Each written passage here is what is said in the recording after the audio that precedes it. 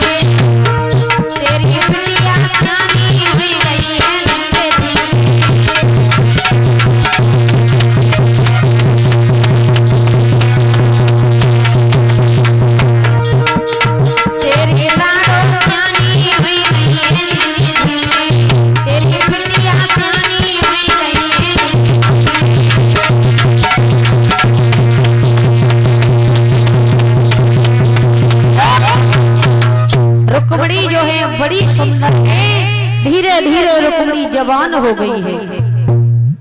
रुक्मणी जवान हो गई है, लेकिन रुक्मणी के मुख से हमेशा भगवान कन्हैया का नाम निकलता है। और इसी बीच में 51 रुपए महावीर यादव डकईपुर वासी, 51 रुपए रूबी यादव डकईपुर वासी, 21 रुपए रोशनी यादव डकईपुर वासी, 21 रुपए रुचि यादव डकईपुर वासी, 21 रुपए लाले यादव डकईपुर वासी, 21 रुपए अमित यादव डकईपुर वासी। भागवत भगवान के चरणों में ये दान अर्पण कर रहे हैं। भगवान सुख शांति दे। आज प्यारे भगवत श्रोताओं, रुक्मणी धीरे धीरे बड़ी हुई है। एक बार रुक्मणी गुड्डा गुड़िया का खेल खेल रही है, तो रुक्मणी की मैया ने रुक्मणी को देखा है। मन में विचार किया है कि मेरी बेटी रुक्मणी जो है, रुक्मणी शादी के योग्य हो चुकी है और हमें अपनी बेटी रुक्मणी का कहीं अच्छा घर और वर देख करके विवाह कर देना चाहिए। क्योंकि हर माँ पिता यही चाहते हैं कि जब बेटी का विवाह हो तो अच्छा घर और अच्छा वर मिल जाए। पहले विवाह करने जाते थे तो हमारे बड़े बूढ़े दादा कहते थे कि लड़का अच्छा खाता पीता हो। अब क्या कहते हैं? अच्छा पीता खाता हो। पहले अच्छा खाता पीता हो, पहले भोजन खाता हो, बाद में पानी पीता हो। अब अच्छा पीता खाता हो। अब पहले क्वार्टर पीता हो और बाद में भोजन खाता हो। अब ठीक उल्टा हो गया। रुक्मणी की माँ ने देखा है रुक्मणी जवान हो गई और हमें रुक्मणी के लिए अच्छा घर वर देख करके रुक्मणी का विवाह कर देना चाहिए। दासी को बुलाया है, ऐसा करो महाराज के पास चली जाओ। महाराज तो सारे दिन राज्य में व्यस्त रहते हैं, इन्हें अपनी बेटी रुक्मणी का बिल्कुल ख्याल नहीं है। महारानी ने महाराज को बुलाया है, महाराज से कहा है महाराज तुम्हारी बेटी रुक्मणी जो है शादी के योग्य हो चुकी है और तुम्हें कहीं अच्छा घर भर देख करके बेटी का विवाह कर देना चाहिए। तो महाराज जब आए हैं तो मैया ने सारी बात बताई। महाराज भीष्मक बोले हैं परेशान मत हो, मैं आज ही दरबार में जाऊंगा और दरबार में जा करके दरबारियों से पूछूंगा कि किसी की नजर में अगर कोई अच्छा सा घर और बर हो तो हमें बताएं, जिससे मेरी बेटी रुक्मिणी का विवाह हो। महाराज दरबार में गए हैं, सभा लगी हुई है। महाराज दरबारियों से कहने लगे हैं भैया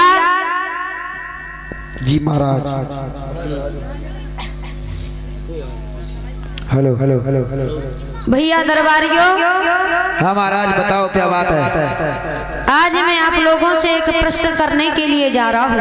हम लोग हाँ करो करो करो कि मेरी बेटी जो रुक्मिणी है, क्या हुआ?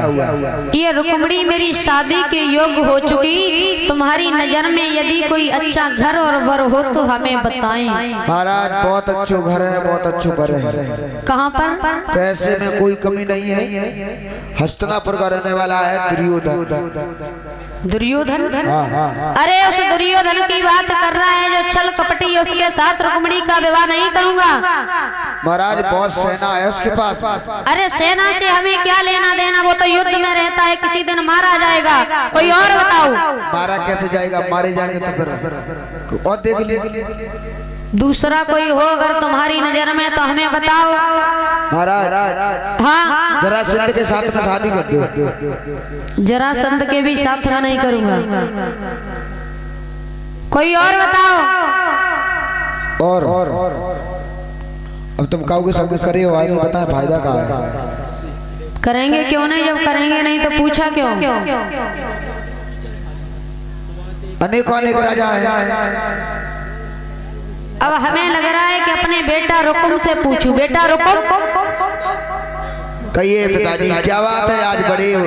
तुम्हारी बहन जो है रुक्मिणी, हाँ वो रुक्मिणी शादी के योग्य हो चुकी है। अगर तुम्हारी नजर में कोई अच्छा घर वर हो तो हमें बताएं। पिताजी हाँ बहुत बड़ा पैसे वाला है। कौन? बहुत बड़ा दिल वाला है। कौन?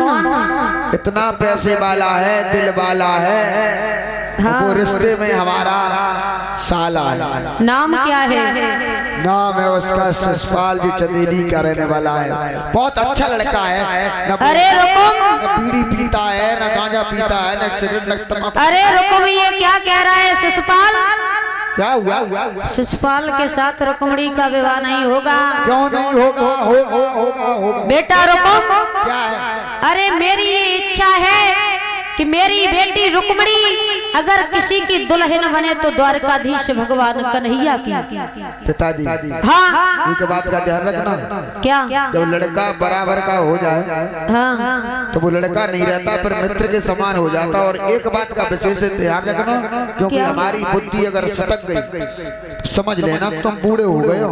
मुझे ऐसा रुकुम लगता बोला है पिताश्री, क्या तुम्हारा दिमाग ठीक नहीं है? अगर द्वारकाधीश कन्हैया का नाम लिया तो सुनो कि मेरे सामने हो बबुआ, ये चालें नहीं चल पाएंगी। यदि ये शादी पक्की होगी तो तलवार नहीं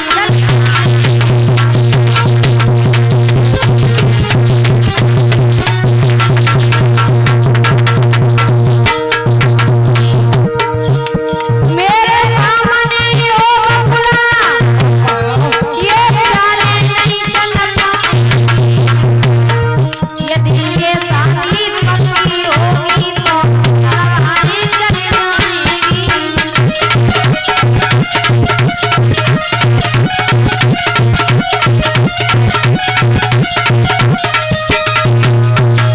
हुक्म बोला है पिताश्री। अरे उस द्वारकाधीश कन्हैया का नाम ले दिया ना तो तलवारें चल जाएंगी, खून की नदियां बह जाएंगी। महाराज भीष्मक रोने लगे हैं बेटा। हाँ तू ये क्या कह रहा है? अरे हम सही कह रहे, हमारी जिंदगी कमो दुखी ना रहे रोज। बेटा रुको, ऐसा मत कर, क्योंकि मेरी एक ही बेटी है रुक्मणी। तो हमारी 10-20 बहनें नहीं है, हमारी एक ही बहन है। एक ही बेटी, मेरा मन है कि उस कन्हैया के साथ बेटी का विवाह हो। बार बार कन्हैया करैया रैया। पिताजी हाँ बात मान जाना, उठा के नीचे फेंक दिया। भीष्म रोने लगे। बेटा अरे एक रुकी मेरी दिया है हमारी।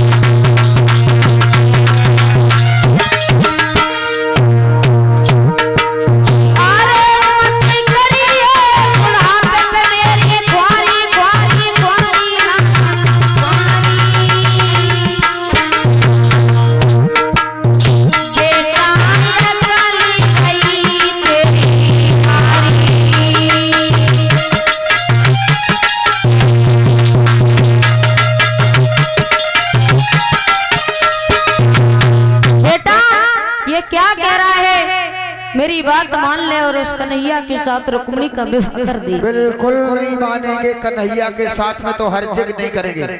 वो अगर शादी हो गई तो हजारों माताओं की गोदी खाली हो जाएगी, खून की नदियां बहा देंगे। और इसी बीच में ये भागवत में जो दान आया है, जो सहयोग दिया है,